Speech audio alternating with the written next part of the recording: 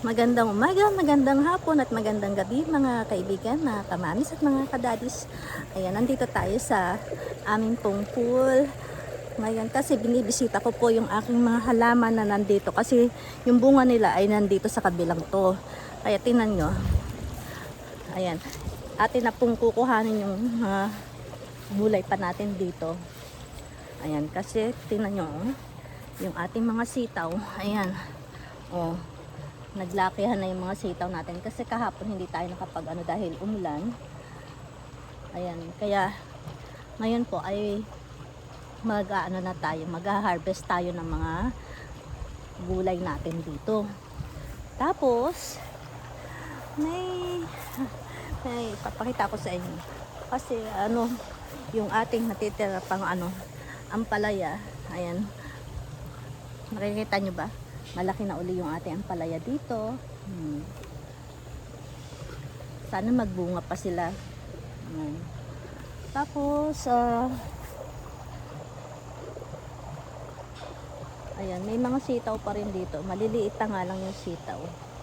Ayan, so antayin pa natin yan na lumaki.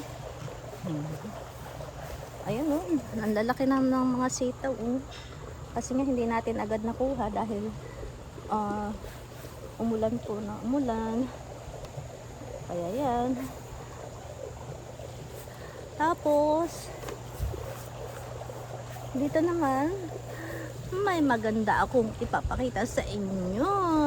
Nakikita niyo ba ito? Nakikita niyo ba yan? Ang aking magandang upo. Ayan, kukuhanin ko na po yan kasi magugulay tayo. Tamang-tama at meron pa akong natitirang kalahating kalabasa. So, kalahati lang din ito ang ating lulutuin. Kasi tingnan nyo naman, ang laki-laki niyan. Dalawang luto ang magagawa natin dito. Kasi tingnan nyo, diba yan? Hanggang dito ko. Tapos isang dangkal ko pa. Di ba? Kaya libre na yung ating gulay mamaya. Magluluto tayo ng ginisang gulay. Tapos meron tayong kalabasa, di ba? So merong kalabasa, may sitaw, tapos ito igigisa natin, di ba?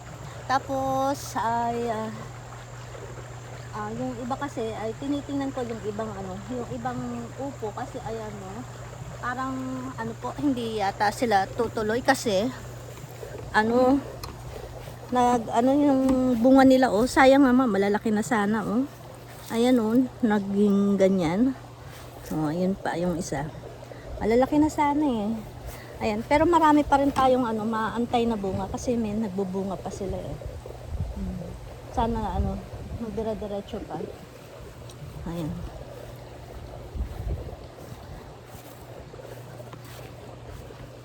Ayan tingnan nyo ang daming ayan. Di ba may mga bunga pa sila Sana magdire-diretso yan. Tapos yung ating mga ubas, ayan. Malalaki na sila. Di ba? Malalaki na yung ating ubas diyan. Tapos baka mamaya makakapag na rin tayo siguro ng ating patatas, baka pwede na natin kuhanin.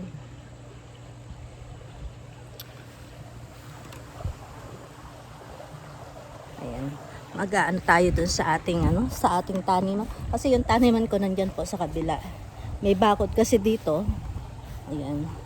Nandiyan sa kabila yung natin. Tapos yung ating dito yung ating chicharo, yung ibang puno ay nagdidilaw na. Pero meron pa rin akong pinatubo na panibagong possible na mga chicharo. Ayan, sana umabot pa rin sila. Although malalaki na rin naman, yun lang.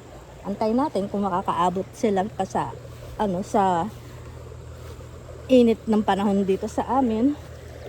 Tapos yung mga kamatis natin, Ayan, may mga bunga pa naman. Ayun, may hinog na pala uli. May dalawa na uling hinog. Ayan, kukunin na lang din uli natin yung mamaya. May dalawa na uling hinog eh. Pero unahin natin yung ating mga ano. Ayun, may ampalaya pala pa ako dun oh. Oo. May dalawa tayong ampalaya na ano. Pero hindi ko pa sila kukuhanin kasi medyo ano pa. Ang unahin ko muna is yung ating pong sitaw kasi malalaki na yung sitaw natin. At yung ating patola dun, oh, may patola tayo dun. Nakikita nyo ba? May patola tayo dyan, oh. May dalawa tayong patola. Pero hindi pa sila pwedeng kuhanin kasi maliit pa. So, ayan po. Maraming salamat po sa panonood nyo, mga kaibigan ko, mga kamamis at mga kadadis. At mainit po kasi dito. Ayan. So, kukuhanin ko na lang po itong ating upo dito. Ayan. At ating gugulayin mamaya. Ayan. Maraming salamat po sa panonood nyo. Huwag nyo kakalimutang mag-like at mag-share po ng aking video. At makikisubscribe na rin po sa mga hindi pa nakakasubscribe. Maraming salamat. Paalam.